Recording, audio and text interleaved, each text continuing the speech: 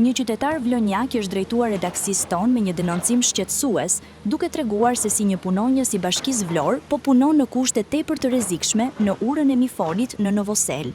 Si të shihet në pamjet e dërguara, punonjësi është futur me skavator brenda në shtratin e lumit Vjoz për të pastruar lumin dhe për të hapur rrjedhën e ujit në mënyrë që të shmangen përmbytjet në zonë.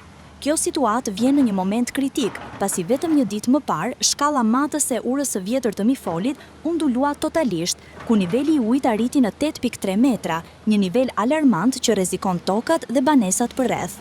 Qytetari që dërgoi videon thotë se punonjësi po rrezikon seriozisht jetën e tij, ndërsa shteti dhe institucionet i kanë lënë në mëshirë të fatit, të keq paguar dhe të pambrojtur. Mesazhi i plot i qytetarit: "Përshëndetje, ju lutem publikojeni që ta shohin njerëzit se si një punëtor i Bashkisë Vlorë punon në kushte të tilla që mund t'i rrezikojnë jetën dhe në fund marrin vetëm 450.000 lekë të vjetra në muaj. Faleminderit."